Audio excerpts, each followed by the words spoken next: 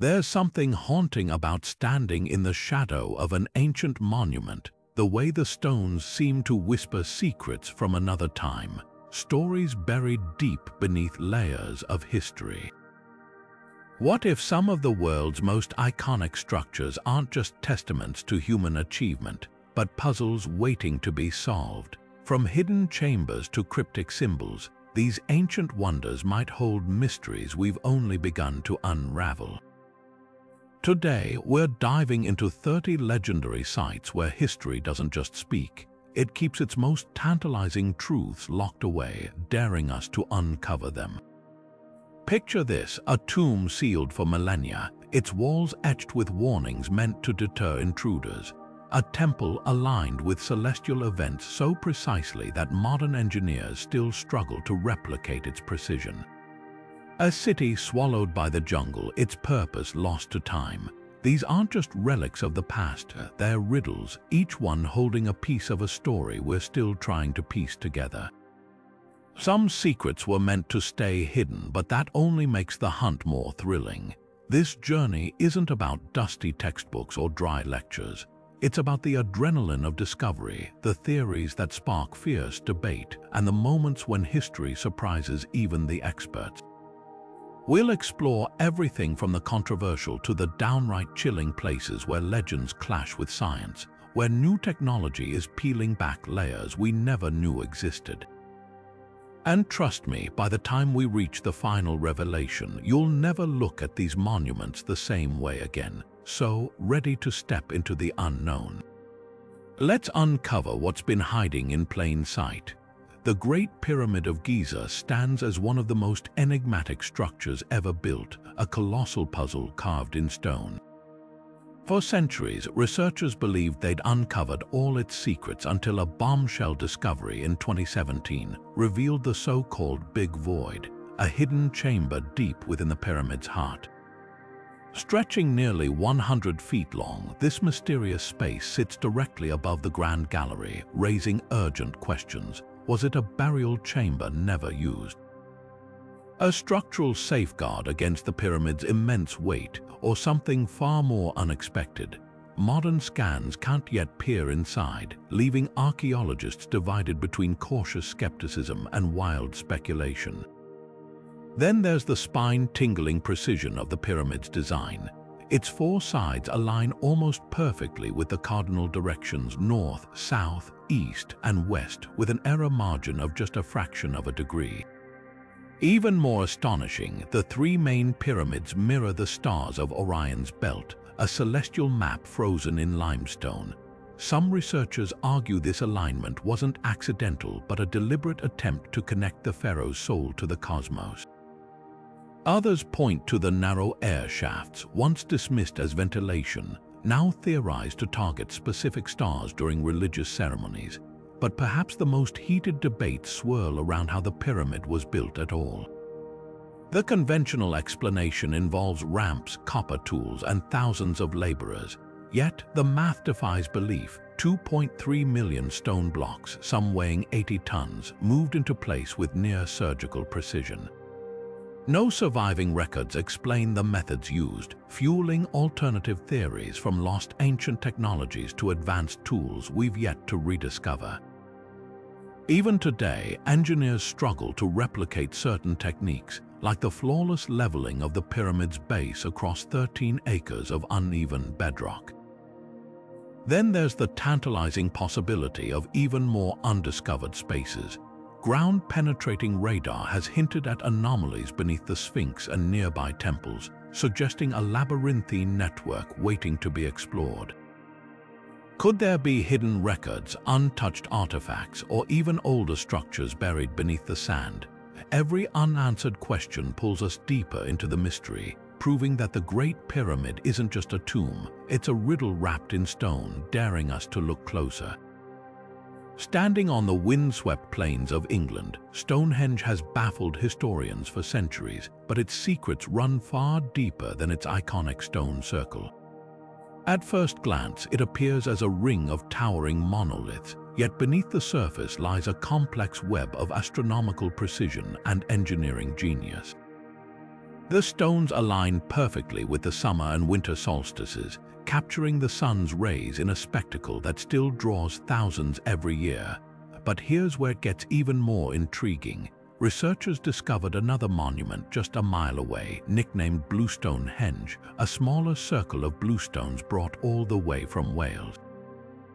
Why go through such effort? Some believe these stones held healing properties, while others argue they marked a sacred pathway for ancient rituals.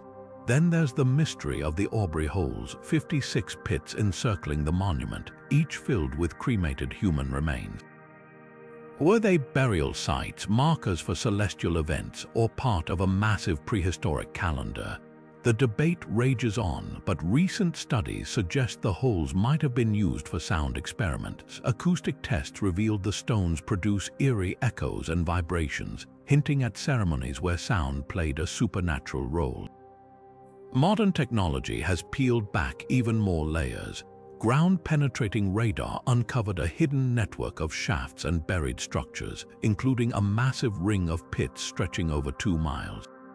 Some archaeologists think these were territorial markers, while others propose they formed a boundary between the living and the spirit world. Who built Stonehenge? The Druids once took credit, but evidence points to a much older culture, one with knowledge of advanced astronomy and engineering. The how remains just as puzzling. Transporting 80-ton sarsen stones 20 miles, then raising them without modern tools defies logic. Yet the real question isn't just how they did it, it's why. Was it a temple, a burial ground, or something far more ambitious? Every clue leads to another layer, proving Stonehenge isn't just a monument, it's a conversation with the past, and we're only beginning to understand its language. Easter Island's towering Moai statues have stared silently across the Pacific for centuries, but what most people don't realize is that these iconic heads are just the tip of the iceberg. Literally, excavations revealed something astonishing. Each Moai has a hidden body buried deep underground, some extending as far as 30 feet below the surface. Carved with intricate petroglyphs and skeletal designs, these submerged torsos suggest the statues weren't just memorials but perhaps guardians, their full forms meant to symbolize a connection between the living and the ancestral world. Then there's the mystery of the pucao, those massive red stone cylinders perched atop some moai-like peculiar hats. Weighing up to 12 tons, these weren't mere decorations. Some researchers argue they represented hair knots, a status symbol among the island's elite. Others believe they were markers of sacred power, with their vibrant red pigment scoured from a distant quarry, acting as a visual link to the divine. But how did a civilization without wheels or metal tools transport these colossal stones across miles of rugged terrain? The answer might lie in the island's lost walking theory, where oral traditions hint the statues were guided into place using ropes and rhythmic shifts, a technique later erased by colonial disruption.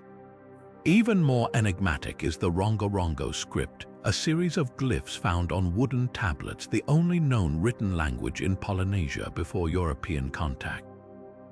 No one has fully deciphered it, and controversy rages over whether it's genuine writing or symbolic ritual art. Some symbols eerily resemble plants and animals never native to Easter Island, sparking theories of contact with distant cultures.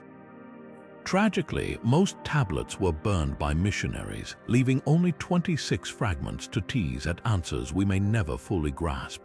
The island's collapse adds another layer of intrigue. Once a thriving society, Easter Island faced ecological ruin, with deforestation, soil erosion, and tribal warfare pushing it to the brink. Yet recent studies suggest a more nuanced story, evidence of clever agricultural adaptations and communal cooperation, hinting that the downfall wasn't just environmental recklessness but a perfect storm of outside pressures and internal strife. Were the Moai part of this unraveling? Their construction demanded enormous resources, and some argue their toppling wasn't just vandalism but a rejection of the old order, a society turning its back on gods that failed it. Every clue on Easter Island feels like a paradox, monuments of unity built by a fractured people, a script without a key, statues that guard secrets they refuse to surrender. The Moai don't just stand as relics of the past, they're silent witnesses to a civilization's rise, fall, and enduring mystery. High in the mist-shrouded Andes, Machu Picchu's stone terraces cling to the mountainside like a fortress suspended between earth and sky. But beneath its iconic ruins lies a hidden underworld labyrinth of tunnels snaking through the bedrock, some leading to chambers still untouched by modern hands. The most enigmatic of these is the Temple of the Moon, a shadowy grotto where ceremonial niches and carved altars suggest rituals far beyond our understanding. Was it a sacred space for communicating with spirits, or a vault guarding treasures the Inca didn't want found? Then there's the Teotihuacán stone, a precision-carved hunk of granite often called the hitching post of the sun. At noon during the equinoxes, the stone casts no shadow, leading many to believe it functioned as an astronomical calendar. But recent studies reveal something even stranger. The stone emits faint electromagnetic pulses, aligning with ley lines that crisscross the site. Some researchers argue it was a power source for energy-based rituals, while traditionalists maintain it simply marked the sun's journey. The debate grows hotter with the discovery of similar stones across Peru, all placed at high altitudes, all mysteriously charged. Why was Machu Picchu abandoned? The Spanish conquest is the usual suspect, yet there's no evidence they ever found it. Instead, traces of hurried departure, half-finished structures, scattered tools hint at a sudden exodus. Was it disease, a spiritual prophecy, or did the Inca deliberately erase their presence, sealing tunnels behind them to protect secrets we've yet to uncover? The citadel's celestial connections deepen the intrigue. Key buildings align with solstice sunrises, while the Temple of the Three Windows frames the Pleiades constellation during rituals. Even the mountain itself mirrors the shape of an Inca deity when viewed from a specific angle. Every stone feels placed with intention, as if the entire site is a three-dimensional map of the cosmos. Machu Picchu refuses to surrender its mysteries. With each excavation, we're left with more questions than answers about the tunnels, the stones, and the people who vanished into the clouds, leaving behind a city that whispers louder than any history book. The Sphinx of Giza crouches in the desert like a silent sentinel, its weathered gaze fixed on the horizon, but beneath that enigmatic smile lies a web of secrets that could rewrite history. While mainstream archaeology dates it to around 2500 BCE, echoing Pharaoh Khufu's reign, a controversial theory insists it's far older. Geologist Robert Schoch pointed to the Sphinx's body, deeply eroded by what he argues was millennia of heavy rainfall, weather that hasn't drenched Egypt since before the last ice age. If true, the Sphinx could predate dynastic Egypt by thousands of years, a relic of a lost civilization swallowed by time. Then there's the tantalizing legend of the Hall of Records, a mythical library said to lie buried beneath the Sphinx's paws. Edgar Cayce, the famed psychic, prophesied its discovery in the 1990s, and though no such trove has been found, modern technology has revealed anomalies, hollow spaces, and tunnels beneath the monument. Ground-penetrating radar detected a rectangular chamber beneath the front left paw, sparking fevered speculation. Could it hold ancient scrolls, advanced knowledge, or even the true origins of human civilization? Authorities have barred further excavation, leaving the question hanging in the desert air. But the mysteries don't stop underground. Look closely at the Sphinx's face, and you'll notice something unsettling. The proportions are off. The head is disproportionately small for the massive body, leading some researchers to argue it was recarved.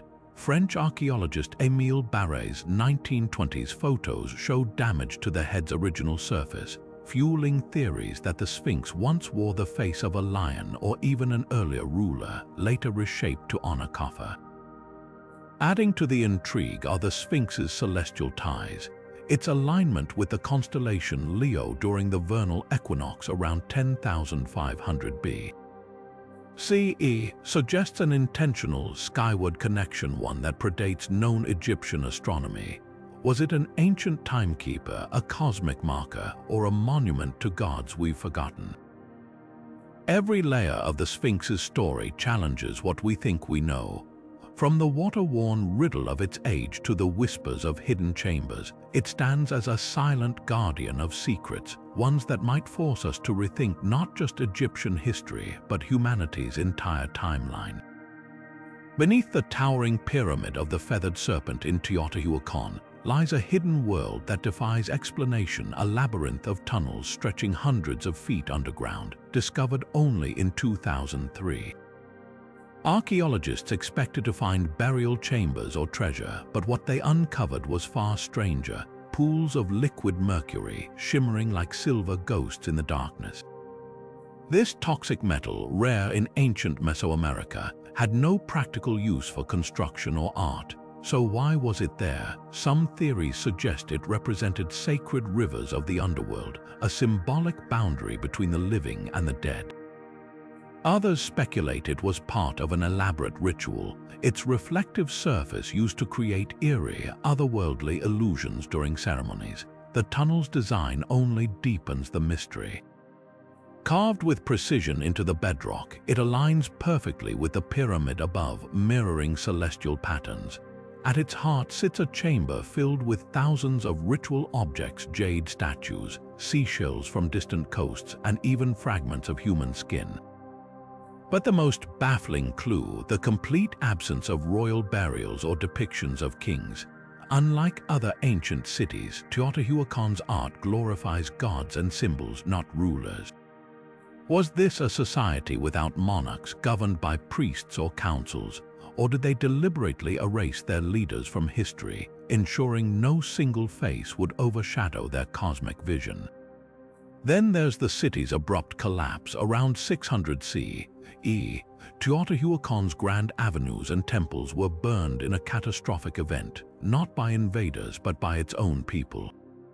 The evidence lies in the scorch marks on palace walls and the shattered remains of statues, systematically defaced. Some scholars blame drought or famine, but the destruction was too targeted, too ritualistic. Could it have been a revolution against an unseen ruling class, or a final act of devotion, a sacrificial cleansing before the city was surrendered to time? The pyramid itself offers one last riddle.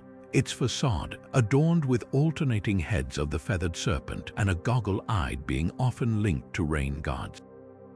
But look closer, some heads are hidden beneath later layers of construction, as if their power was too dangerous to leave exposed.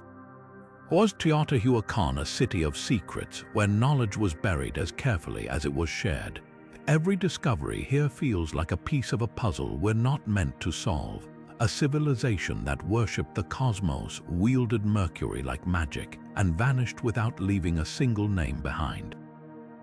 Carved into the rose-red cliffs of Jordan, Petra's towering facades hide an engineering marvel most visitors never see: a sprawling, invisible network of water channels that transformed this desert city into an oasis. While the treasury's iconic glow steals the spotlight, the real genius of Petra lies in its gutters. Over 100 miles of terracotta pipes, dams, and cisterns wind through the rock, some so precisely angled they defy gravity, carrying water from distant springs into the heart of the city.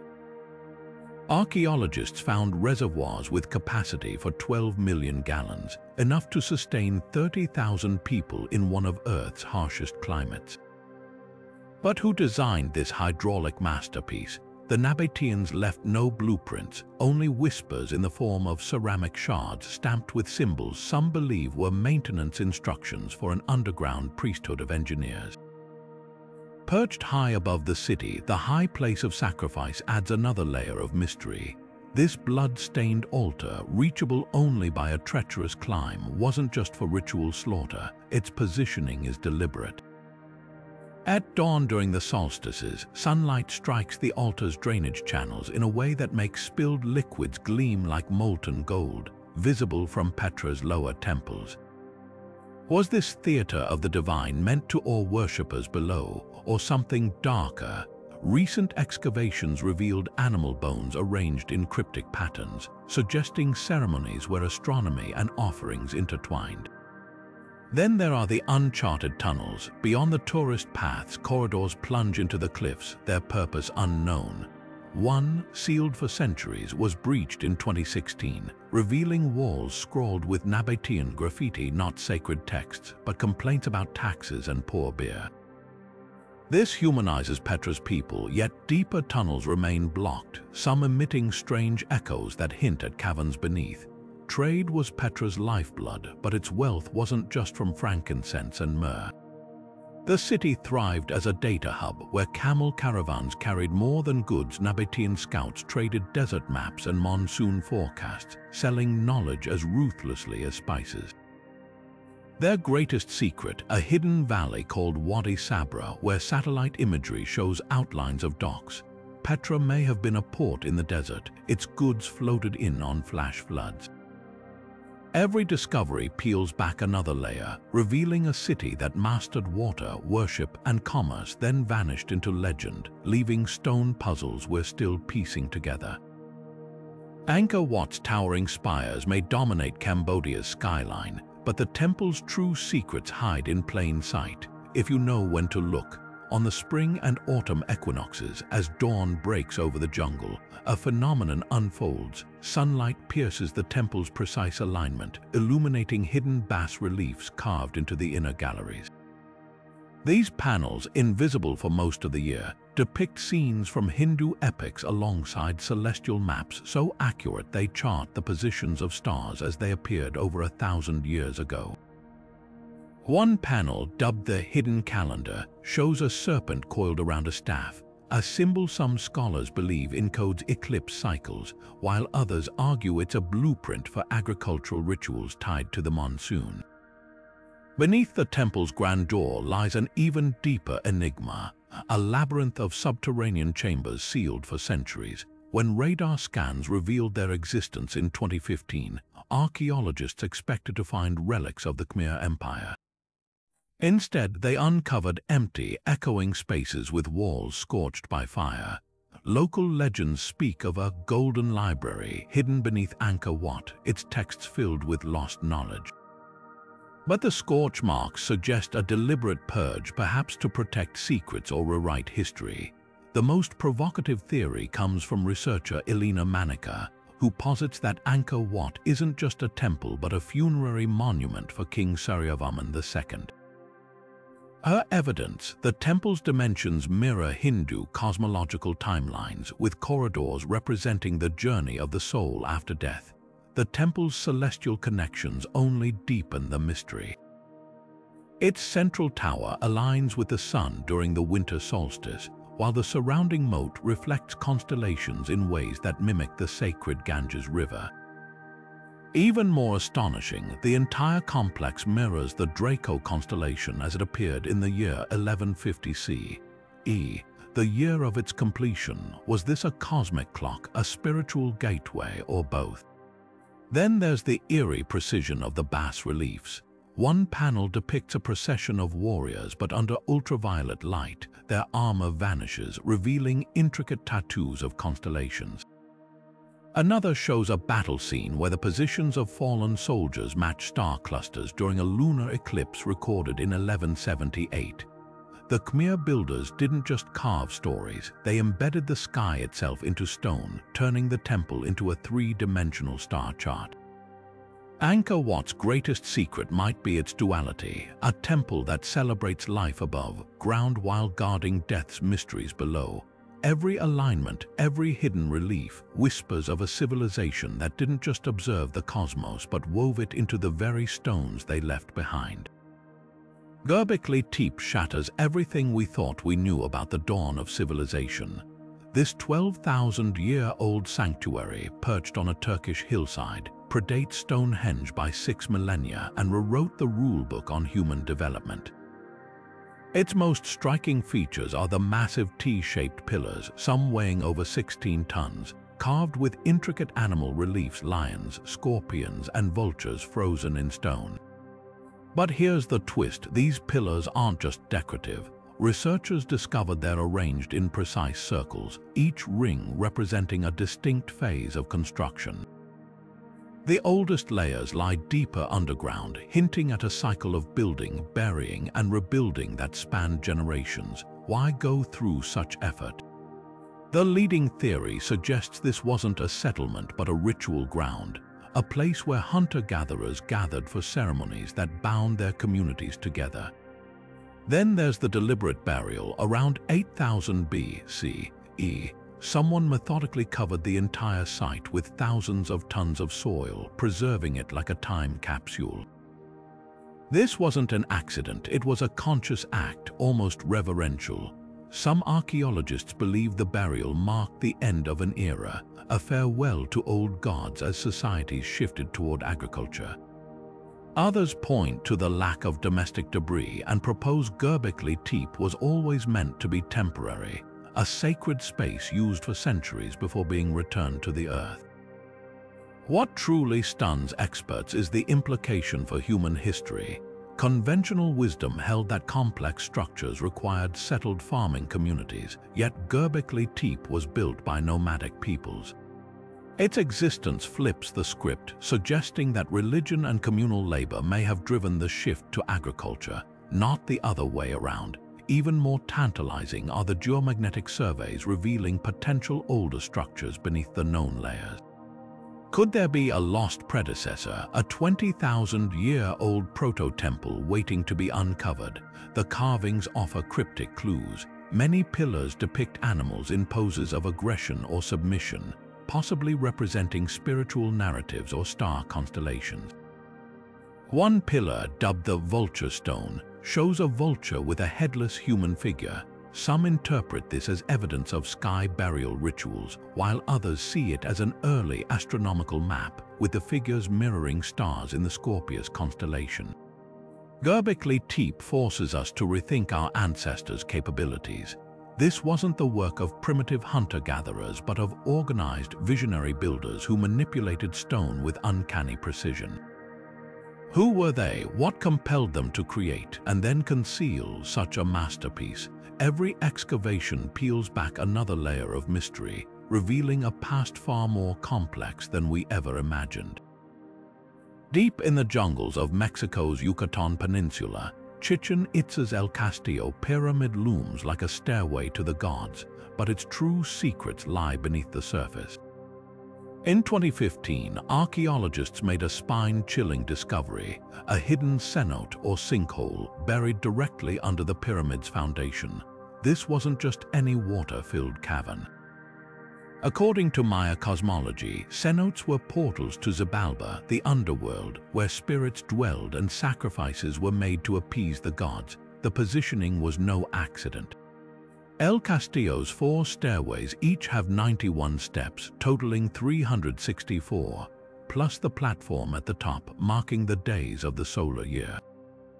But with this cenote beneath it, the pyramid becomes more than a calendar. It's a bridge between worlds, its very foundations resting on a gateway to the afterlife.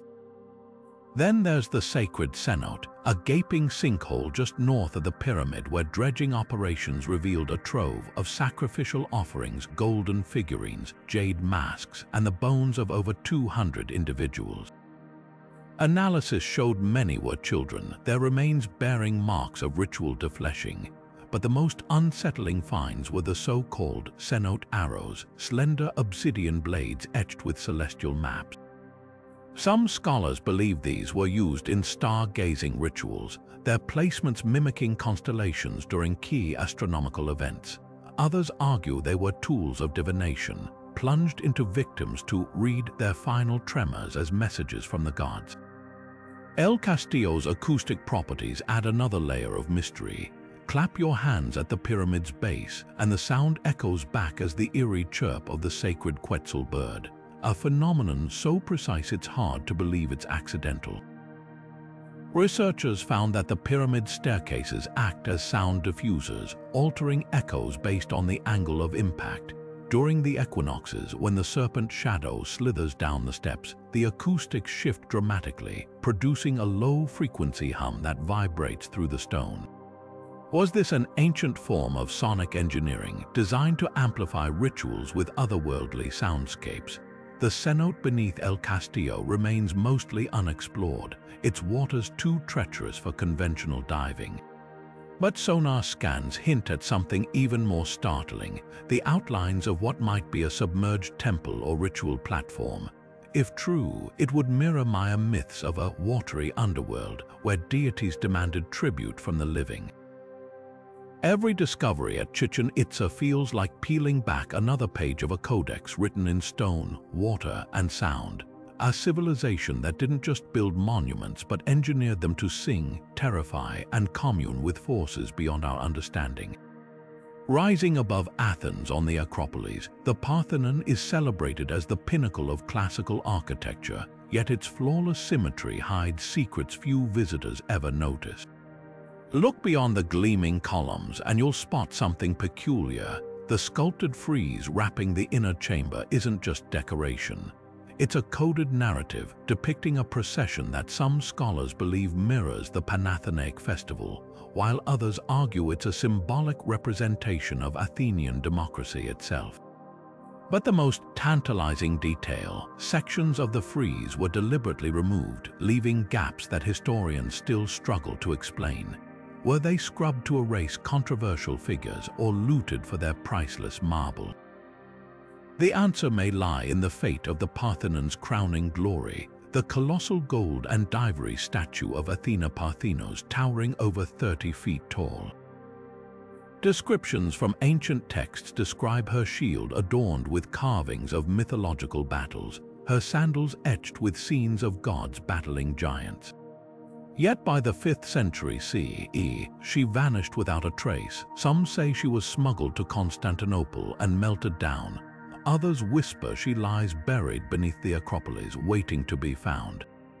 The Parthenon's architecture holds its own puzzles. Its columns appear perfectly straight, but that's an optical illusion. Each one curves slightly inward, a technique called intosses, designed to counterbalance the human eye's tendency to distort perspective. Even more astonishing, the entire structure follows the golden ratio, a mathematical proportion believed to embody divine harmony. But there's a twist. The building's central chamber, the cella, is mysteriously offset from its expected position. Conventional temples place the cella at the exact center, yet the Parthenon's is shifted west. Was this a deliberate choice to align with celestial events, or a last-minute adjustment to accommodate the statue of Athena's grandeur? Some researchers point to the temple's orientation. Its entrance faces the rising sun during the summer solstice, casting light directly onto where the statue once stood. Then there's the question of color. Today, the Parthenon gleams white, but forensic analysis reveals it was once a riot of blues, reds, and golds. Traces of pigment cling to hidden crevices, suggesting the entire structure was painted in vivid hues, a stark contrast to the austere marble we associate with ancient Greece.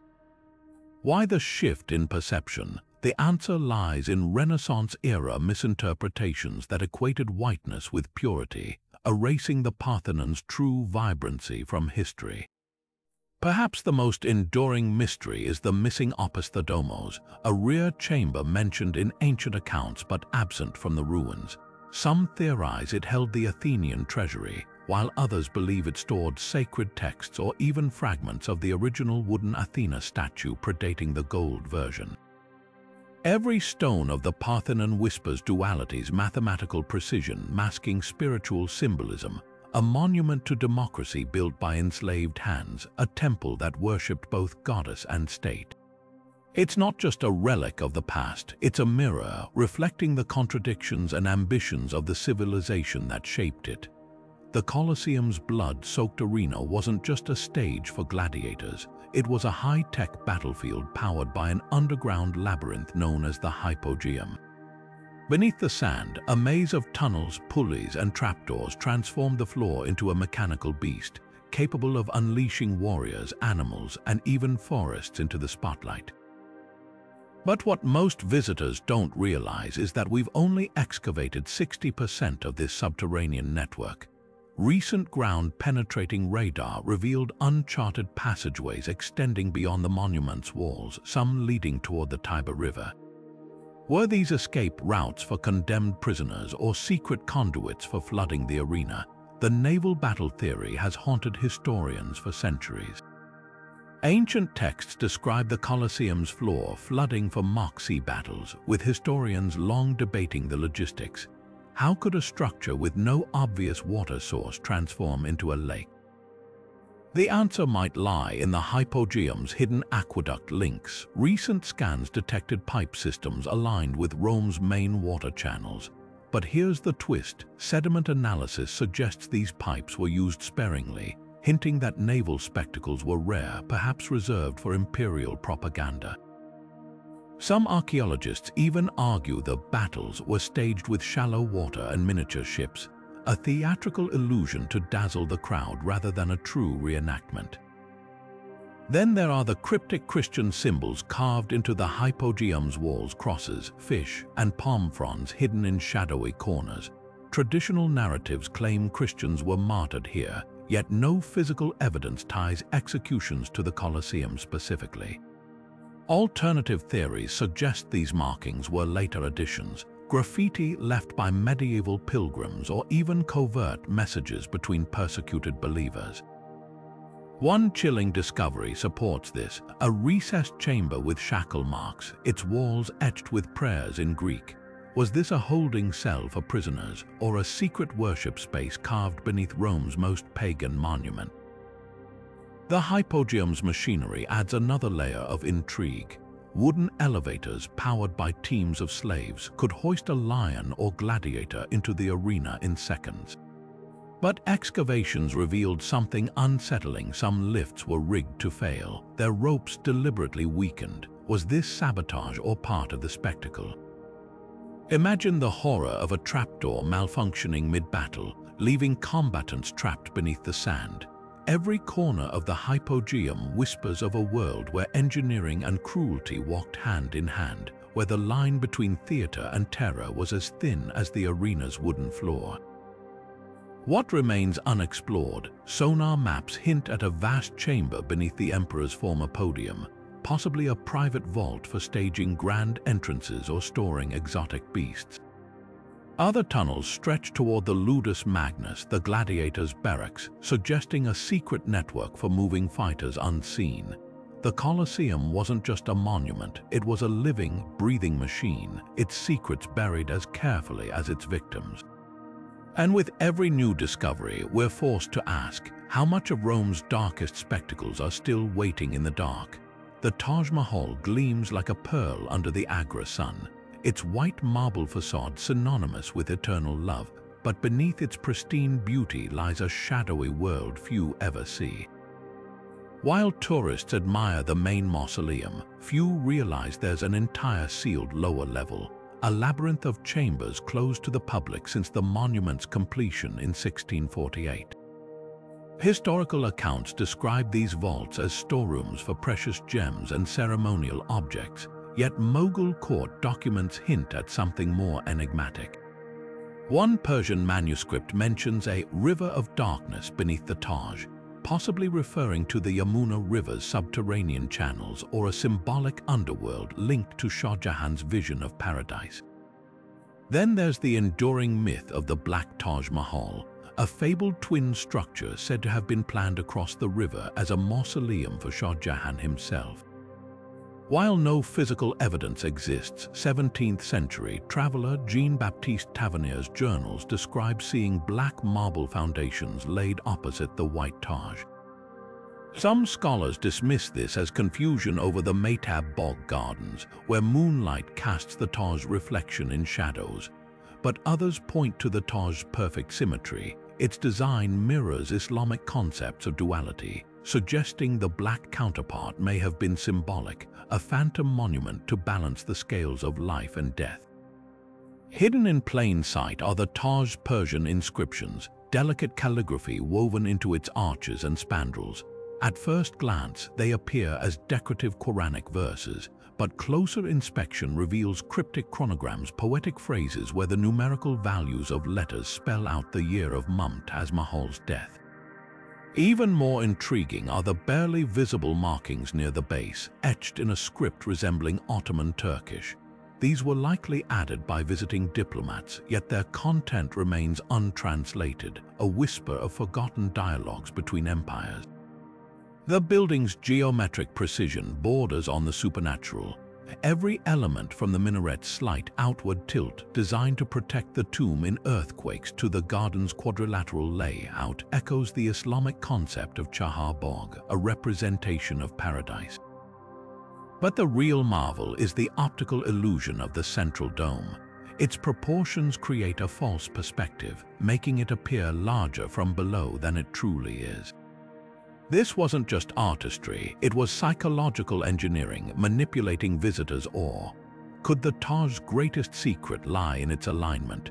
During the summer solstice, sunlight filters through a lattice screen in the cenotaph chamber, illuminating Mumtaz Mahal's false tomb with a beam that lasts precisely 21 minutes, the number of years she was married to Shah Jahan.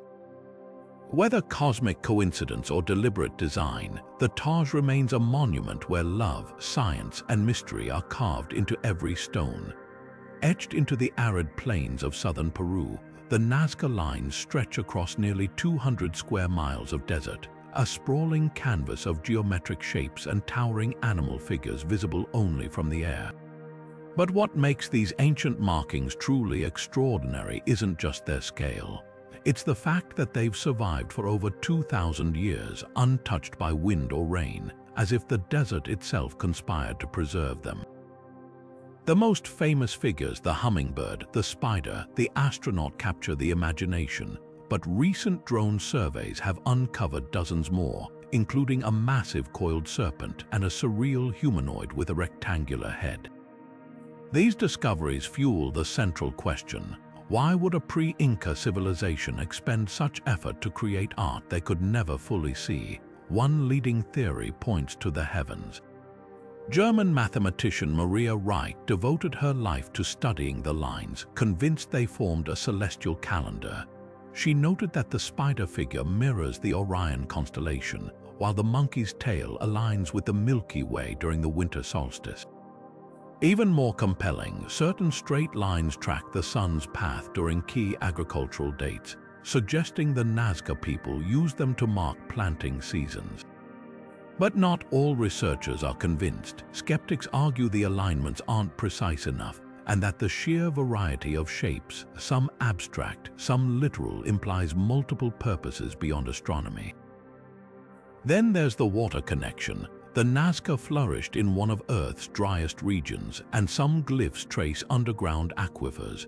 The hummingbird's beak points directly to a natural spring, while zigzag patterns mirror the paths of ancient flash floods. Could these lines have been part of a massive hydrological map, guiding rituals to appease water deities? Evidence supports this. Excavations near the lines uncovered pottery shards and sacrificial offerings, hinting at ceremonies where processions followed the glyphs like sacred pathways. Of course, no discussion of the Nazca lines is complete without addressing the wilder theories. The alien runway hypothesis gained traction in the 1960s, fueled by the line's flat, runway-like stretches. But science quickly debunked this. The desert's hardpan surface couldn't support aircraft, and the markings show no signs of propulsion burns or landing impacts. Still, the mystery deepens with the discovery of elongated skulls in nearby graves, their cranial deformations mimicking the astronaut glyph. Were these people emulating celestial visitors, or is the resemblance pure coincidence? The most haunting question isn't how the Nazca made the lines. They used simple tools to scrape away the dark topsoil, revealing lighter sediment beneath, but why they invested centuries in a project with no obvious practical benefit. Perhaps the answer lies in the act itself. Creating the lines required communal effort, binding the culture together through shared purpose. Or maybe they were messages to the gods, etched so large that only deities hovering above could read them. With each new glyph uncovered, the Nazca lines remind us that some mysteries aren't meant to be solved, they are meant to awe.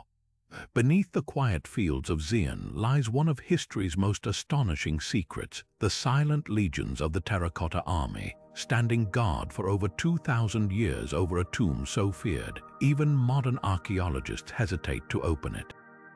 Discovered by farmers in 1974, this sprawling necropolis was built for China's first emperor, Qin Shi Huang, a ruler so obsessed with immortality that he commissioned an entire underground kingdom to protect him in the afterlife. But while the 8,000 clay warriors have stolen the spotlight, the real mystery lies just beyond their ranks, the emperor's untouched burial mound, sealed beneath a pyramid of earth and rumored to contain rivers of liquid mercury shimmering like quicksilver. Ancient texts describe the tomb's interior as a microcosm of the empire, with jeweled constellations on the ceiling and landscapes modeled in mercury to represent the Yellow and Yangtze rivers. Soil tests around the mound reveal mercury levels 50 times higher than normal, lending eerie credibility to these legends. Why such a toxic defense? Some scholars believe it was a practical deterrent against grave robbers, while others argue it symbolized the emperor's control over elemental forces, a final assertion of power even in death.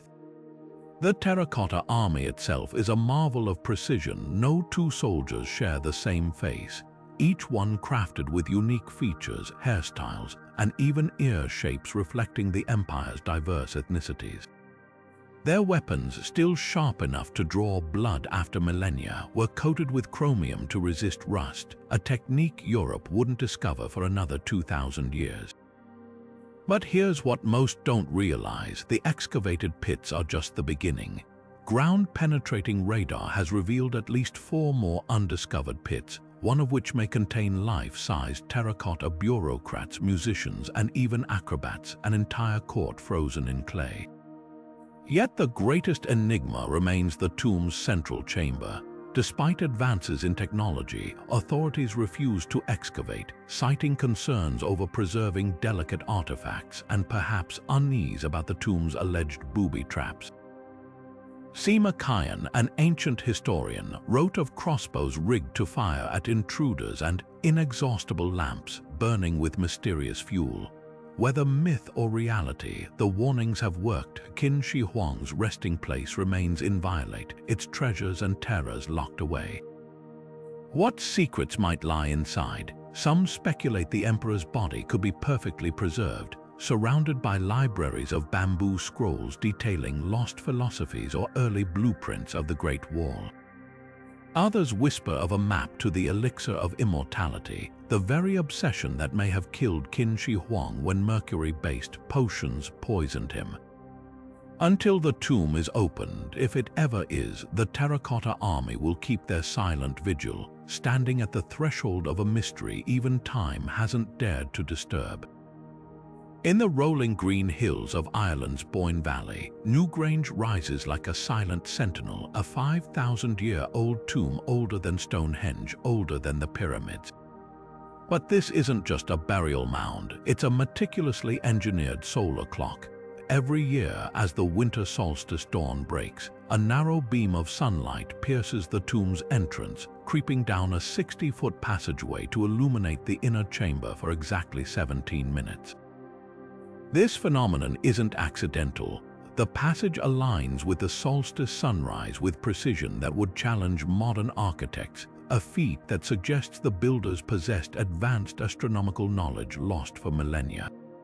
The magic doesn't stop with the solstice. Inside the chamber, the walls are covered in intricate spiral carvings, triple loops, concentric circles, and zigzag patterns that seem to pulse in the solstice light. Some archaeologists interpret these as symbols of rebirth, mirroring the sun's annual death and rebirth at midwinter.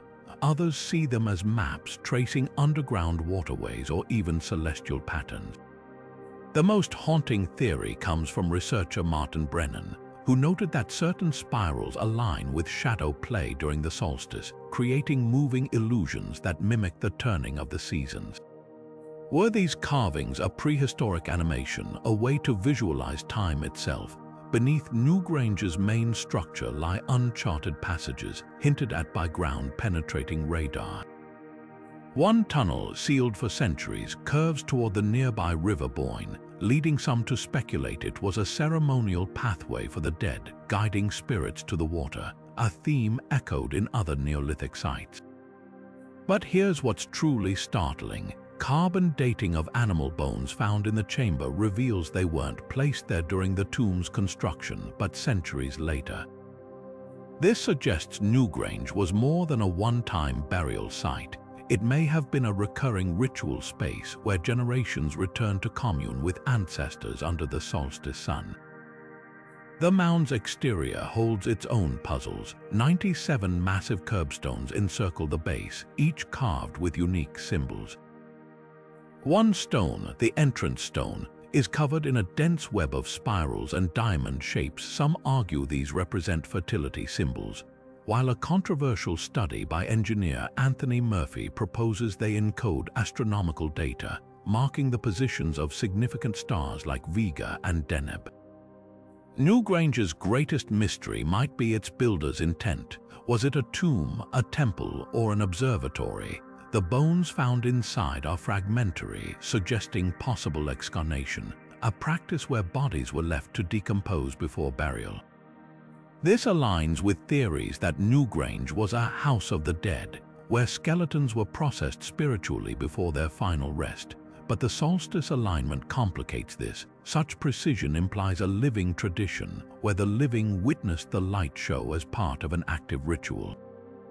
Today, access to the inner chamber is tightly controlled to preserve the delicate stonework and alignments. Yet, even with modern technology, we've barely scratched the surface. Unexcavated areas around the mound hint at a larger ceremonial complex, possibly linking Newgrange to nearby sites like Noath and Douth, forming a Neolithic triad of cosmic significance. Every winter solstice, when that slender beam of light pierces the darkness anew, we're reminded that Newgrange isn't just a relic, it's a conversation with the cosmos, one we're still learning to understand. Tikol's towering pyramids pierce the Guatemalan jungle canopy like stone sentinels, but the true genius of this ancient Maya city lies beneath your feet, an intricate web of reservoirs and canals so advanced, they sustained a population of 100,000 in one of the world's most unforgiving environments. Hidden beneath the Grand Plaza, engineers unearthed a network of underground cisterns lined with volcanic ash to purify water, some holding over 30,000 gallons.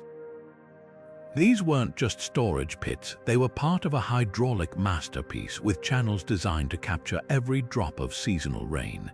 The largest temple reservoir, fed directly by runoff from the towering temple of the Great Jaguar, doubled as a ceremonial pool where rituals mirrored the Maya belief in sacred waters connecting the earthly and spiritual realms.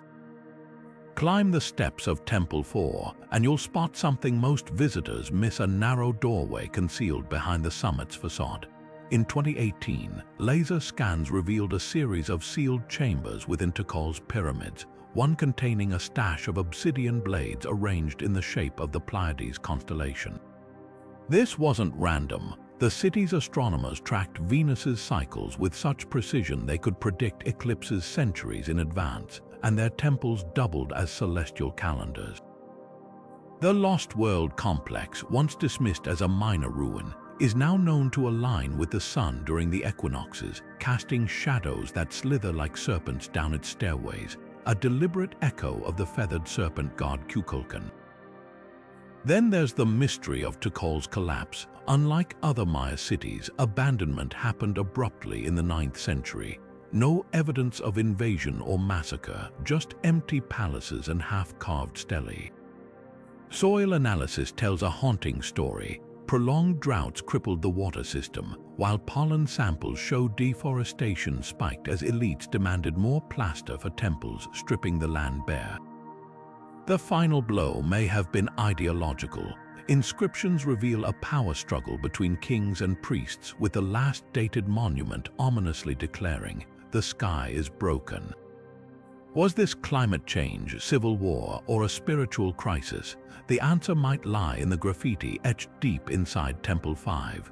Crude drawings of skeletal figures and a lone glyph translating to starving.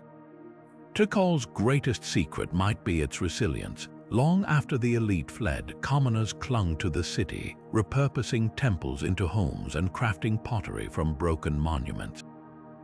Their final act, deliberately smashing the stone altars where kings once communed with gods, as if severing a covenant with the past. Today, howler monkeys shriek where mathematicians once calculated the cosmos, a reminder that even the grandest civilizations walk a knife's edge between glory and oblivion.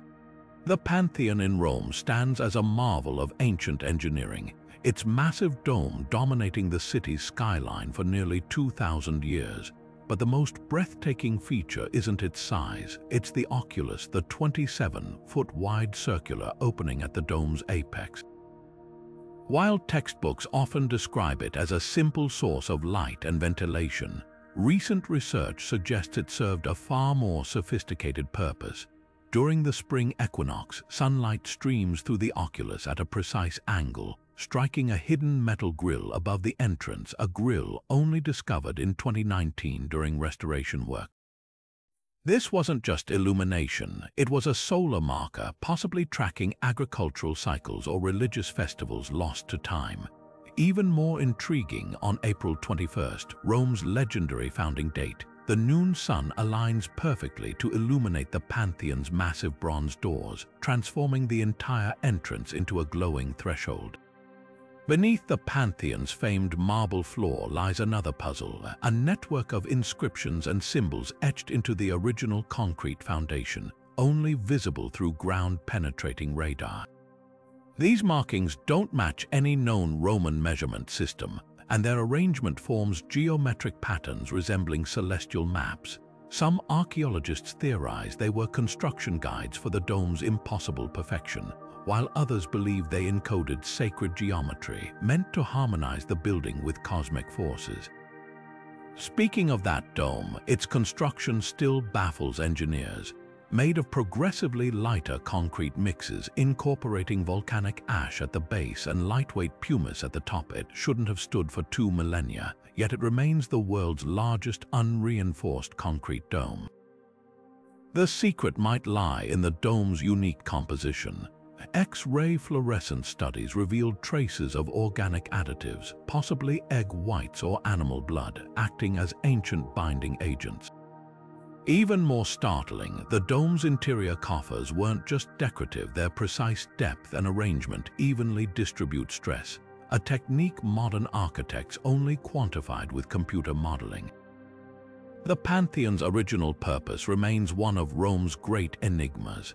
Though later converted to a church, its initial use is unclear. The name Pantheon suggests a temple to all gods, yet no ancient accounts describe specific worship practices there. A tantalizing clue emerged in 2021 when researchers analyzing mortar samples found traces of myrrh and frankincense, substances used in imperial cult ceremonies. Could this have been a private sanctuary for emperors to commune with deified predecessors?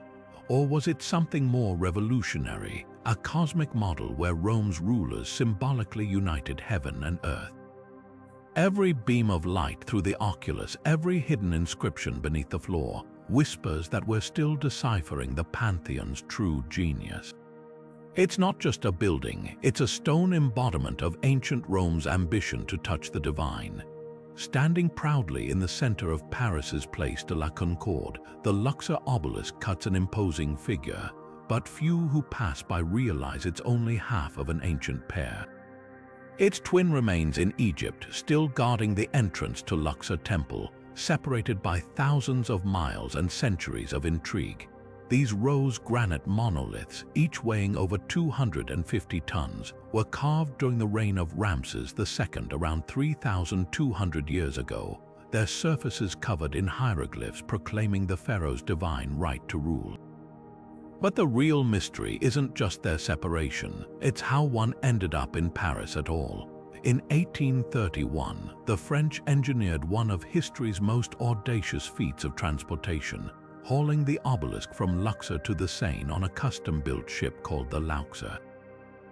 The journey took 3 years, surviving storms, sandbars, and even a mutiny. Yet the logistics still baffle experts. How did a pre-industrial society move such a massive stone without cranes or modern machinery? The French relied on a system of pulleys, rollers, and sheer manpower, but the Egyptians' original methods remain a puzzle. Some theories suggest they used a combination of sledges, lubricated clay paths, and canals dug specifically to float the stones from quarries in Aswan. However, no definitive records or diagrams survive, leaving us to wonder if we've underestimated their engineering prowess. Beneath the obelisks lies another enigma. Ground scans around the Luxor temple's remaining obelisk reveal hollow chambers, possibly unfinished crypts or ritual spaces. One chamber, discovered in 2019, contained a peculiar arrangement of stone spheres, their purpose unknown. Were they part of a construction aid rolling mechanisms to shift the obelisks into place, or did they hold symbolic meaning, representing the sun god Ra's journey across the sky? The Parisian obelisk's base hides secrets of its own. When it was erected in 1836, workers buried a time capsule beneath it, a collection of scientific instruments, coins, and a document listing the names of everyone involved in the transport. But rumors persist that something else was hidden with it, possibly an artifact from the original Luxor site, deliberately kept out of public records. The obelisk's celestial alignment adds another layer of intrigue. In Egypt, they framed the temple's entrance to catch the first and last light of the solstice sun, symbolizing the pharaoh's connection to the divine. Yet in Paris, the obelisk stands alone, its positioning seemingly arbitrary. However, during the winter solstice, its shadow aligns perfectly with the Champs-Élysées, pointing toward the Arc de Triomphe, a coincidence some believe was orchestrated by Freemasons involved in its placement. Others argue it's a silent reclamation of power, an Egyptian monument casting its shadow over France's grandest avenue. Today, the separated twins endure as symbols of cultural exchange and colonial ambition. But the unanswered questions linger. How were they truly moved? What lies beneath them? And what might the missing half of this ancient dialogue reveal if it could speak? The Luxor obelisks stand as silent witnesses, their stories carved in stone but their deepest secrets still buried in time. Deep beneath the rocky terrain of Cappadocia lies Derinkuyu, an ancient underground city carved with such precision it could shelter 20,000 people. And its most astonishing feature isn't the labyrinth of tunnels, but the ventilation system that kept this subterranean world alive. Shafts drilled vertically through 18 levels connected to the surface, some stretching over 200 feet tall, funneling fresh air to even the deepest chambers.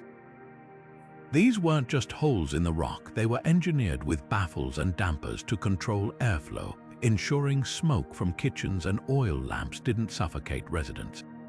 Even more remarkable, the shafts were disguised as wells at ground level, a clever ruse to hide the city's existence from invading armies scouring the arid landscape above. The abandonment of Derinkuyu remains one of history's quiet mysteries. Carbon dating suggests the city was fully operational until at least the 8th century, when Byzantine Christians expanded it to hide from Arab raids. Yet by the medieval era, it lay empty, its doors sealed. Some argue it was gradual rising groundwater made lower levels uninhabitable, or shifting trade routes reduced the threat of invasions. Others point to a more chilling possibility. Oral traditions speak of a plague outbreak so devastating that survivors fled, intentionally collapsing tunnels behind them to contain the sickness. Recent excavations uncovered hastily abandoned tools and intact storage jars still holding traces of grain, as if people left expecting to return but never did. Then there's the question of what lies beneath. In 2014, ground-penetrating radar detected anomalies below the lowest mapped level. chambers too deep to access without risking cave-ins. Local legends insist these chambers connect to other underground cities via vast tunnels, part of a network spanning hundreds of miles. One account from the 1800s describes a shepherd who claimed to have found a passage leading to a room filled with metal artifacts, unlike any Byzantine work, though no official record confirms this. Could Durinkuyu's deepest levels hold evidence of even older construction, perhaps dating back to the Hittites who first carved these soft volcanic rocks 3,000 years ago? Theories about Durinkuyu's purpose go beyond mere refuge. Some chambers feature acoustically enhanced ceilings, suggesting spaces for religious chanting or communication across levels. Others contain rotating stone doors weighing half a ton, designed to seal off sections instantly, proof this wasn't just a hiding place but a fortress. Yet the most haunting detail might be the livestock stables carved near the surface. Why risk bringing animals underground unless the city was meant for prolonged sieges, where survival depended on milk, wool, and manure for fuel? Every corridor, every air shaft whispers of a people who didn't just endure darkness, they mastered it, turning the earth itself into both shield and sanctuary. And with much of Derinkuyu still unexplored, we're left wondering how many more secrets lie buried in the silence. Tucked into the slopes of Rongorongo, the volcanic crater that served as Easter Island's sculpture workshop, dozens of Moai statues stand frozen in time, half carved, half buried, as if the artisans dropped their tools mid-stroke. Unlike the iconic figures dotting the coastline, these unfinished giants cling to the rock face, their features blurred by centuries of erosion, their backs still fused to the bedrock. It's here, in this eerie open-air quarry, that the Moai's greatest secrets lie. While most visitors focus on the statues' enigmatic faces, the real revelation is what's behind them, intricate carvings covering their backs, unseen once the figures were upright. These aren't mere decoration. Recent laser scans revealed symbols resembling fishhooks, paddles, and even stylized vertebrae, possibly representing ancestral lineage or spiritual armor for the journey to the afterlife. One statue, nicknamed El Gigante, dwarfs all others at 70 feet tall and an estimated 270 tons, 3 times heavier than any transported Moai. Its sheer size raises a chilling question. Was it abandoned because the islanders realized their ambitions had outpaced their resources? Or was it meant to stay forever rooted to Rongorongo, a perpetual sentinel of the quarry itself? Nearby, scattered tools tell a haunting story. Basalt picks called toki lie where they were dropped, some with wear patterns suggesting they were resharpened repeatedly until too small to use. Others show signs of being ritually killed, intentionally snapped, a practice seen in other Polynesian cultures to release an object's spiritual essence. The quarry's abrupt abandonment fuels fierce debate. Soil analysis points to a catastrophic landslide that buried part of the workforce, while charcoal layers hint at simultaneous wildfires. But the most provocative clue comes from the statues themselves. Unfinished Moai at higher elevations lack the distinct eye sockets seen in completed figures, suggesting craftsmanship standards shifted as time grew short.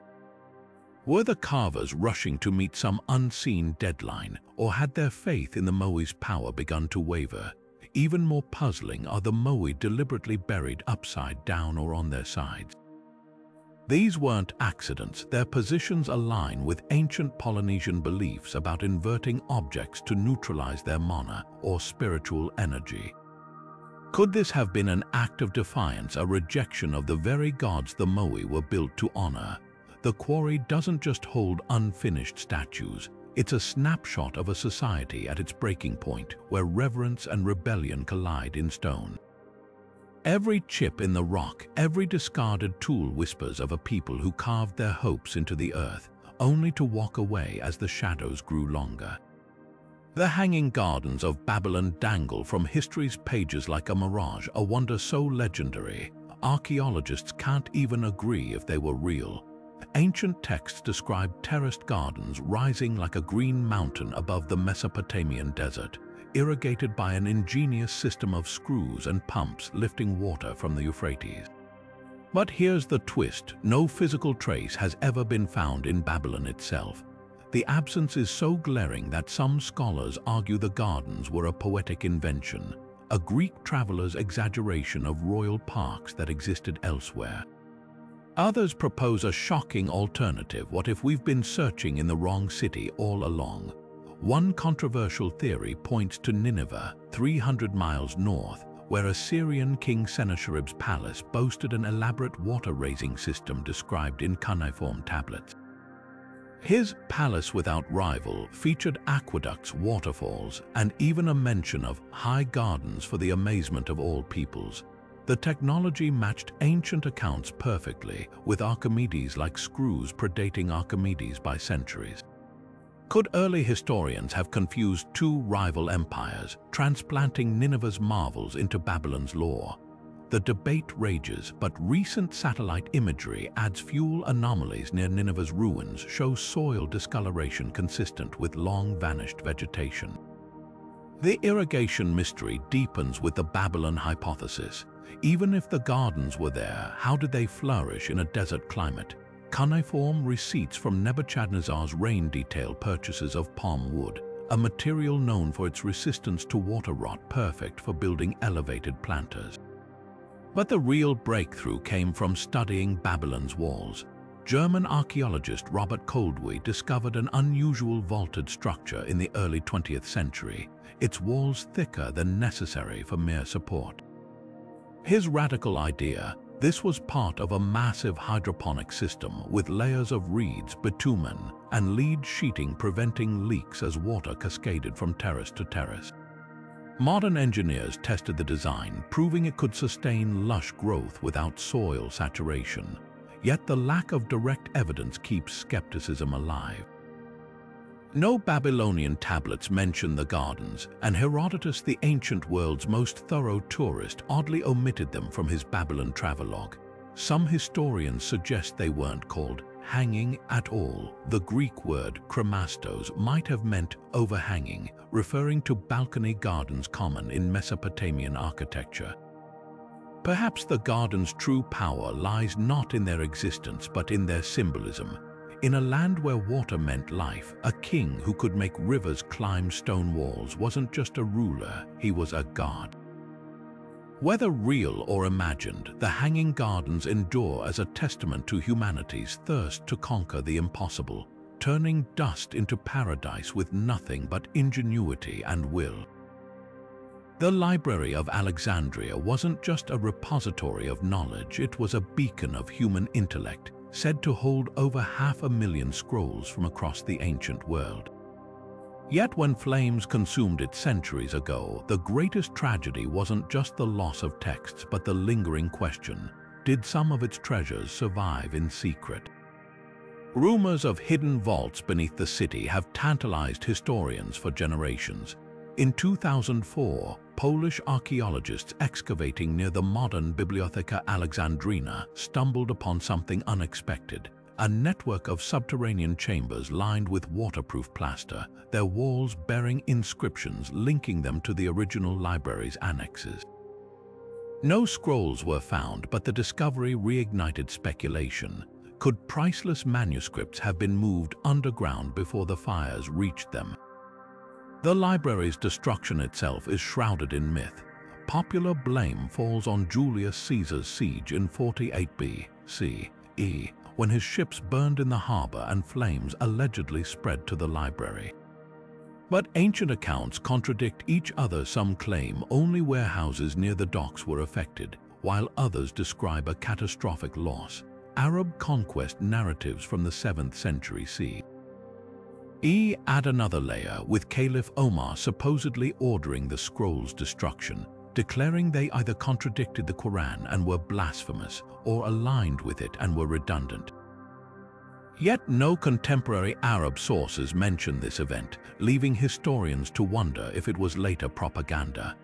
the truth might lie in a slower, more insidious decline, budget cuts under Roman rule, decaying scrolls neglected in humidity, and the gradual dispersal of scholars to safer havens like Constantinople. Even if the main library burned, its daughter branches may have safeguarded fragments of its collection. The Serapeum, a temple library hybrid, reportedly housed duplicate scrolls until its destruction by Christian mobs in 391 CE. But underground, the story might diverge. Medieval Arab historian al-Makrizi wrote of vast cellars of wisdom beneath Alexandria, sealed by priests to protect sacred texts. Modern scans reveal anomalies beneath the city's ancient districts, rectangular voids that don't match typical cisterns or tombs. Some theorize these were climate-controlled storage, their sealed environments preserving organic materials like parchment or papyrus.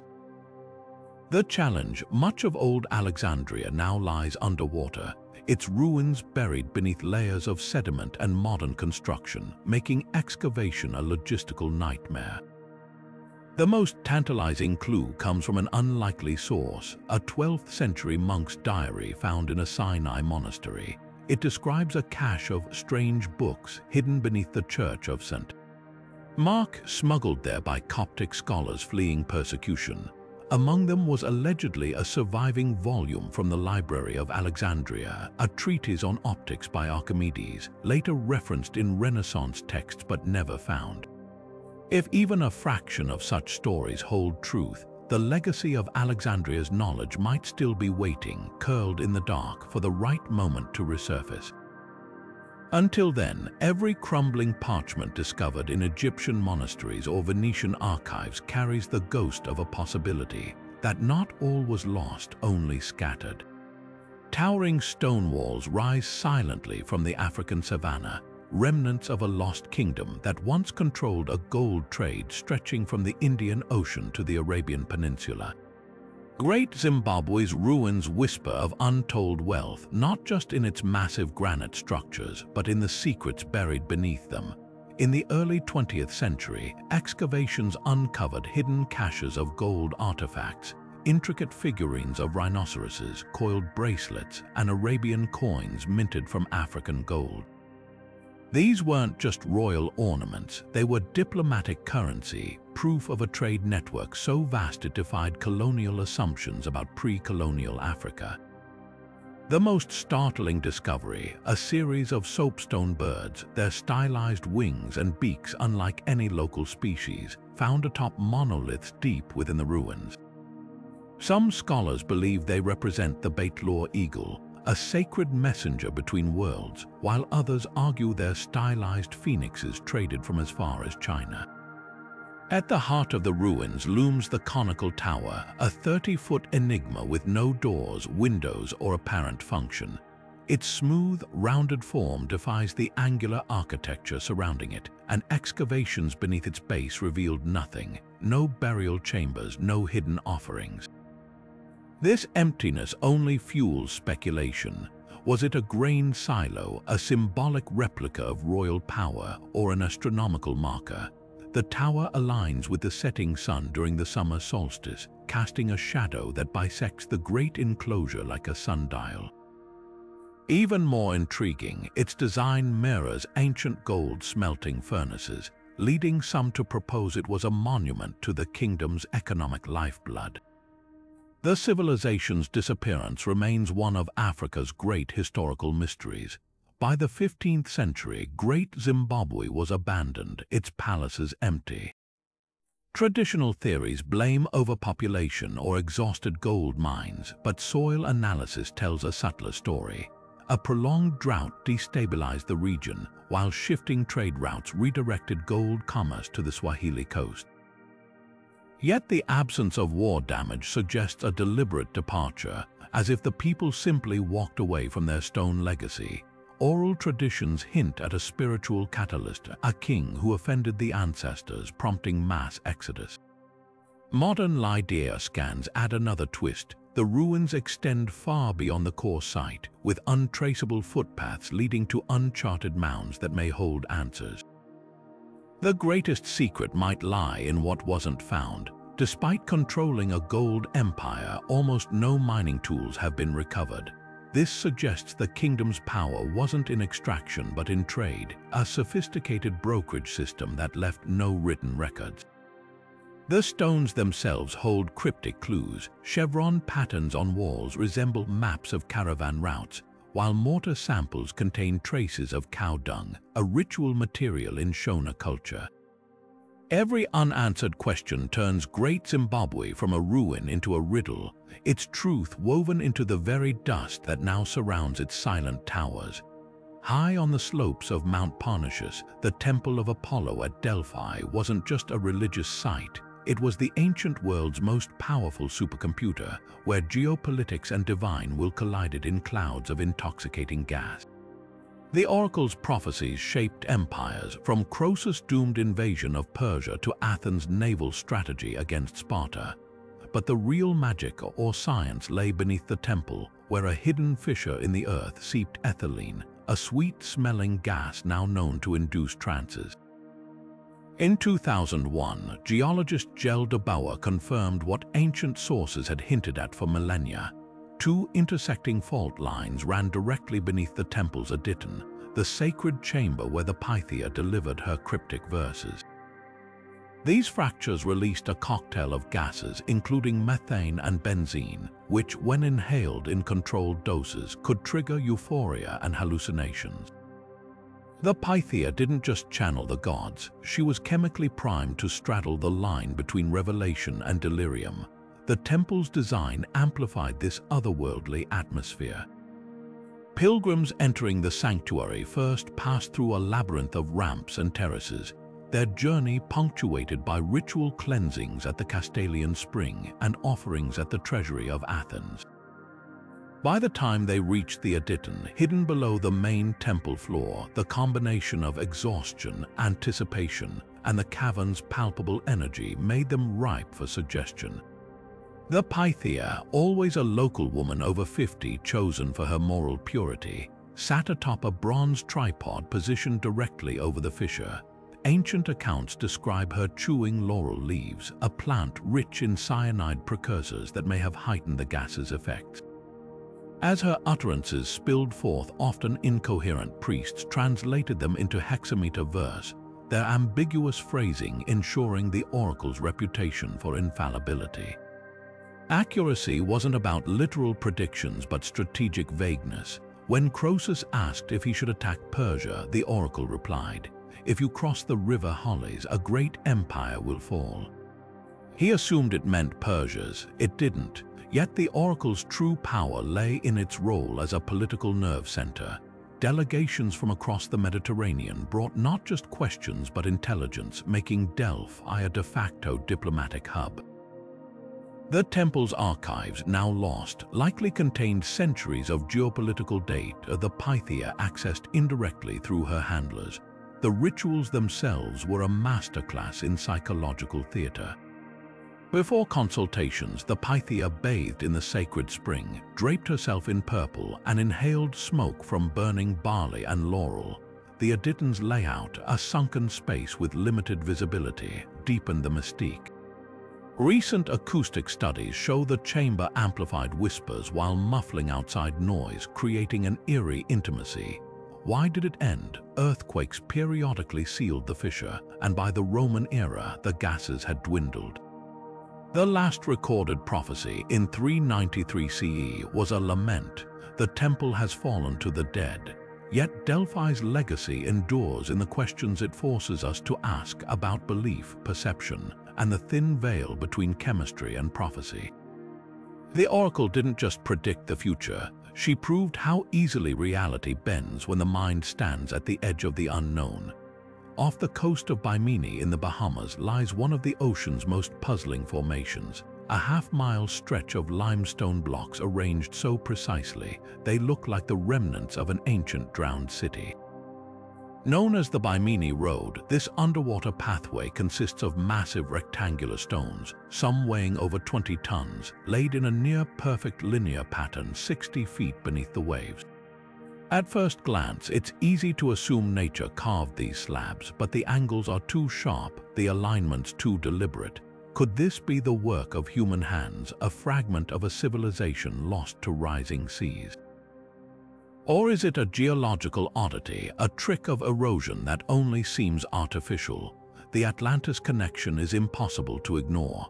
When pilot Edgar Cayce predicted in the 1930s that a portion of the temples of Atlantis would rise near Bimini in the late 60s, the discovery of the road in 1968 sent shockwaves through the archaeological world. True believers point to the stone's uniformity, their flat surfaces and right angles resembling paved roads or docking areas from ancient Mediterranean harbors.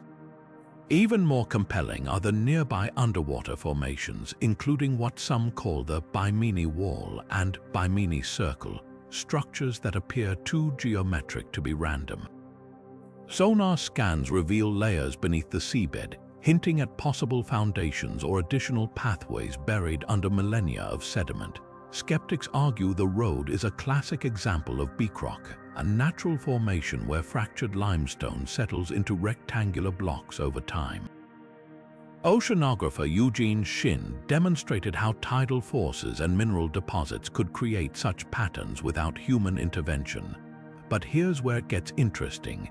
Core samples taken from the stones show microscopic marine fossils aligned in a way that suggests the blocks were moved and repositioned rather than forming in place. And then there's the composition. The limestone contains a rare mineral called aragonite found in other ancient marine construction sites, but not typically in natural Bahamian beak rock. The debate intensifies with the discovery of tool marks. In 2007, divers photographed what appear to be chiseled grooves and drill holes on several stones, features absent in surrounding natural formations. If verified, these marks would imply quarrying and shaping techniques consistent with advanced seafaring cultures. Even more tantalizing are the scattered artifacts found nearby: stone anchors with symmetrical holes, pottery shards dating back over 3,000 years, and a mysterious stone slab etched with unrecognizable symbols. None definitively prove Atlantis existed, but they do suggest human activity in the area long before recorded history. Perhaps the most haunting question isn't what the Bimini Road is, but when it was built. Sea level reconstructions show this part of the Bahamas was above water roughly 12,000 years ago, the same era Plato described Atlantis sinking. Coincidence or a clue that we've been underestimating the technological capabilities of prehistoric societies until more of the site is excavated, or until the ocean gives up another piece of the puzzle? The Bimini Road remains a riddle wrapped in coral and brine, daring us to question where myth ends and history begins. Off the coast of Japan's westernmost island, Yonaguni, lies a submerged formation so geometrically perfect, it ignites fierce debate among geologists and archaeologists alike. The Yonaguni Monument, discovered in 1986 by local diver Kihikaro Aratake, resembles a massive terraced pyramid, its sharp angles and flat surfaces plunging 80 feet below the ocean surface. At first glance, the structure looks like a sunken city, a network of staircases, platforms, and even what appears to be a carved human face staring blankly into the abyss. But the real controversy lies in its origins. Is this the work of an ancient civilization swallowed by rising seas, or merely a stunning quirk of nature? Geologists point to the region sandstone, which naturally fractures along straight lines due to tectonic stress. Waves and currents could have eroded the rock into stepped formations over millennia, creating the illusion of human craftsmanship.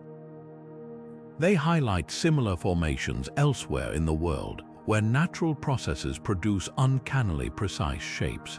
But skeptics of this theory counter with details that defy easy explanation. The monument's two massive pillars, each weighing hundreds of tons, positioned as if to support a grand entrance. Even more compelling are the tool marks found along certain edges, grooves that resemble chisel strikes rather than the smooth wear of water erosion.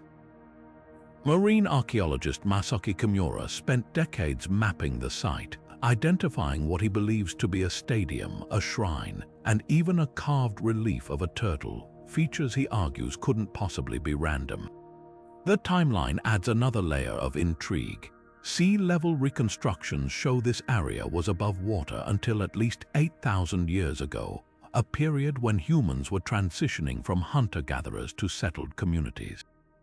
Could an advanced coastal culture have thrived here, only to vanish beneath the waves? Proponents of the artificial origin theory point to nearby underwater formations, including a circular depression resembling a ritual pool and a straight, mile-long ridge that mirrors ancient processional roads. Even the monument's alignment sparks debate. Its terraces face true north, a precision some argue would require deliberate astronomical knowledge. Yet the most tantalizing clue might lie in the island's own folklore. Yonaguni's elders speak of a sunken kingdom called Kaizuka, a place of great wisdom swallowed by the sea as punishment for its arrogance. Could this be its physical remnant? Until more research is conducted, particularly excavations to uncover artifacts or tool fragments, the Yonaguni monument remains a riddle suspended between geology and legend, its true story locked beneath the same currents that keep its secrets just out of reach. Stretching across the windswept coast of Brittany, the Karnak stones stand in eerie silence, 3,000 megaliths arranged in perfect rows, like an army frozen mid-march. Unlike Stonehenge's dramatic ring or the Moai's stoic faces, Karnak stones are deceptively simple, unshaved granite pillars, some no taller than a child, others looming twice the height of a person. Yet their simplicity belies their mystery. The alignments, Lamanic, Kamario, and Kaleskan run for miles, their parallel rows so precise that early archaeologists assumed they were Roman roads or Celtic battle formations. The truth is far older and far stranger. These stones were raised over 6,000 years ago, millennia before the Celts arrived, by a people who left no written records, only whispers in the earth. Beneath the fields surrounding the stones lies Karnak's second act, a network of burial mounds, their entrances hidden by gorse and heather. The most famous tumulus St. Mitchell towers 30 feet high, its interior chambers lined with carved symbols resembling waves and snakes. When excavated in the 19th century, it yielded polished axes from the Alps and amber beads from the Baltic, proof of a trade network spanning prehistoric Europe. But here's the puzzle: the mounds predate the standing stones by centuries. Why would a culture first bury their dead with such grandeur, then pivot to erecting endless rows of monoliths? Some researchers believe the stones marked territorial boundaries or pilgrimage routes. Others argue they functioned as a colossal astronomical calendar, their shadows tracing solstice sunrises. The most haunting theory comes from local folklore, which speaks of the stones as a petrified Roman legion. Science dismisses this, yet the legend persists, perhaps because it mirrors the stones' uncanny uniformity, as if they really were frozen in a single, decisive moment. The real enigma is the silence. Most ancient sites boast myths or oral traditions, but Karnak's builders left no stories, no names, not even a scrap of pottery depicting their purpose. Even the medieval Christians who feared the stones as pagan relics couldn't erase them. Instead, they sanctified a few with crosses, as if grafting new meaning onto the old. Modern technology has peeled back some layers. Ground-penetrating radar revealed that the alignments extend far beyond the visible rows, buried under centuries of soil. But the deeper we dig, the more questions arise. Why do some stones lean at precise angles, as if bowing to an unseen force? Why were certain pillars dragged from quarries over 20 miles away when local rock was abundant? Perhaps the most provocative clue lies in the Karnak's acoustics. Recent studies show the stones amplify low-frequency sounds, like those produced by drums or chants, while dampening higher pitches. Was this an accidental quirk of geology or deliberate acoustic engineering? Imagine ceremonies where the very earth seemed to hum in response to human voices, where the boundary between ritual and reality blurred. The Karnak stones refuse to give up their secrets, standing as they have for millennia. not as monuments to kings or gods, but as a cipher carved in granite, waiting for a key we've yet to find. Perched high above the ancient Inca capital of Cusco, the zigzagging walls of Sacsayhuaman defy logic with their precision massive limestone blocks, some weighing over 300 tons, fitted together so tightly that not even a razor blade can slip between them. The real marvel isn't just the seamless joints, but the way these stones seem to move with the earth. During violent earthquakes, modern buildings in Cusco crumble, yet Sacsayhuaman's walls stand unshaken. How the secret lies in their design. Each block is slightly convex, allowing them to shift and resettle without collapsing, like a colossal three-dimensional puzzle engineered to withstand the Andes' relentless tremors. But here's the unsettling question: how did a civilization without iron tools or the wheel achieve such perfection? Beneath the walls, a labyrinth of tunnels whispers of deeper secrets.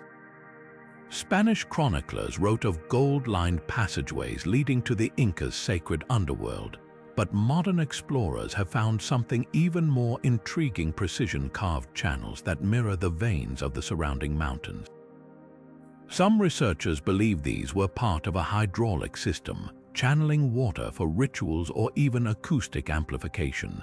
Others point to the tunnel's alignment with solstice sunrises, suggesting they doubled as celestial observatories. The most chilling discovery: a series of underground chambers filled with rounded stones, identical in shape to the walls' interlocking bumps and grooves. Were these ancient prototypes test pieces for a construction technique we've yet to decipher? Theories about lost technologies only deepen the enigma. Local legends speak of Nyapa Machu, a mythical elder race who softened stone with plant extracts, molding it like clay.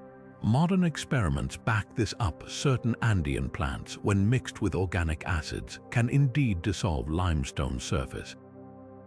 Could the Incas have inherited this knowledge, or consider the controversial vitrification theory? Some edges of the stones show glass-like polish, as if briefly exposed to extreme heat. Was this accidental or evidence of a tool so advanced its very use erased its traces? Perhaps the most haunting clue lies in the wall's sheer wastefulness. Unlike pragmatic later Inca constructions, Sacsayhuaman's finest sections are buried underground or hidden behind rougher masonry, as if their perfection was meant to be felt, not seen. Was this a message to the gods, a demonstration of mastery meant for divine eyes alone? Every uncanny angle, every tunnel that dead ends abruptly, forces us to confront the limits of our understanding, because Sacsayhuaman isn't just a fortress. It's a cipher in stone, left by builders who turned the earth itself into their blueprint. In the heart of Lebanon's Bekaa Valley, the ruins of Baalbek hide a secret so massive it defies logic: 3 colossal foundation stones known as the Trilithon, each weighing a staggering 800 tons. These limestone behemoths, perfectly fitted without mortar, form the base of the Temple of Jupiter, but their size isn't just impressive, it's nearly impossible. How did a civilization 2,000 years ago, without cranes or hydraulics, move blocks heavier than a Boeing 747? The conventional explanation involves rollers, ramps, and armies of laborers, but the math doesn't add up. Even with 10,000 workers, the friction alone would make dragging these stones uphill from the quarry, nearly a mile away, a Herculean task. Some researchers point to ancient accounts of sound levitation, where priests allegedly used harmonic vibrations to reduce the stone's weight. Others speculate about lost Roman machinery, like a massive treadmill crane described in vague texts, but the truth might lie in the quarry itself, where an even larger stone, nicknamed the Stone of the Pregnant Woman, was abandoned mid-carving. At nearly 1,200 tons, it hints at ambitions that outstripped even Baalbek's engineering prowess. Beneath the temple's grandeur, a deeper mystery lurks. 19th century excavations revealed a labyrinth of tunnels and chambers, some lined with niches too small for statues, others with walls scorched by fires that burned hotter than ordinary flames. Local legends speak of a Well of Souls, a subterranean chamber where oracles once communed with deities. Modern ground-penetrating radar has detected voids beneath the main podium, their geometric shapes suggesting man-made spaces, perhaps storage for sacred objects or even an older pre-Roman shrine. The most tantalizing clue, a shaft descending from the temple's inner sanctum, now sealed, that early explorers claimed emitted a faint hum when wind passed through it. Could this have been part of an acoustic system to amplify rituals, or a ventilation shaft for chambers still undiscovered? The temple's original purpose only deepens the enigma. While the Romans dedicated it to Jupiter, Baalbek's history stretches back millennia before their arrival. The site's ancient name, Heliopolis, links it to sun worship, and its alignment captures the sunrise on the summer solstice, bathing the altar in golden light. But why here? Some scholars believe Baalbek was a crossroads of ancient trade routes, a place where Mesopotamian, Egyptian, and Phoenician cultures converged. Others argue its strategic position, nestled between mountain passes, made it a spiritual fortress, a place where heaven and earth met. The Phoenicians may have venerated Baal here, while earlier civilizations possibly worshipped a primordial mother goddess, her symbols faintly visible in the weathered carvings beneath Roman additions. What truly chills the spine is the precision of the megalith's placement. The trilithon stones interlock with undulating surfaces, creating a bond so tight that seismic shifts over centuries haven't dislodged them. This isn't just mortarless masonry, it's a form of seismic engineering, where the stone's slight flexibility allows them to sway during earthquakes rather than crack. How did the builders anticipate this? The answer might lie in the megalith's material. The limestone contains high levels of quartz which vibrates under pressure, acting as a natural shock absorber. Was this a happy accident or evidence of advanced geological knowledge passed down through generations? Today, Baalbek's unanswered questions loom as large as its stones. With much of the subterranean network unexplored due to political instability and preservation concerns, the site remains a puzzle wrapped in myth and megaliths. Every chisel mark, every shadowed tunnel, whispers of a time when human ambition dared to challenge the very limits of gravity and time. Whether the work of divine inspiration, forgotten technology, or sheer communal will, Baalbek stands as a monument to the impossible, a place where the past refuses to be buried. From hidden chambers humming with electromagnetic energy to lost technologies that defy modern engineering, these ancient monuments guard secrets that rewrite history. Think about the Great Pyramid's undiscovered voids, the liquid mercury pools beneath Teotihuacán, or Sacsayhuaman's quake-proof stones fitted together with uncanny precision. How did civilizations without blueprints or heavy machinery align temples with star clusters or carve tunnels through miles of bedrock? The answers might still lie buried, whether in the terracotta army's mercury-sealed tomb or Easter Island's half-finished giants frozen mid-creation. But here's the thrilling part. We're on the brink of new revelations. Ground-penetrating radar, LiDAR scans, and AI are peeling back layers we couldn't touch a decade ago. Will the Sphinx's rumored Hall of Records finally come to light? Could the next dive at Yonaguni uncover tools confirming a sunken city? Or will a forgotten manuscript crack the Rongorongo code? The past isn't done speaking, it's just waiting for the right moment to surprise us. Now it's your turn. Which monument's secret keeps you up at night? Drop your wildest theories in the comments. Maybe you'll predict the next big discovery. And if you're hungry for more mysteries, hit that subscribe button. From lost cities to cryptic artifacts, we're just getting started. The past is a puzzle, and every piece we uncover changes the picture, ready to dive deeper. Let's keep exploring together.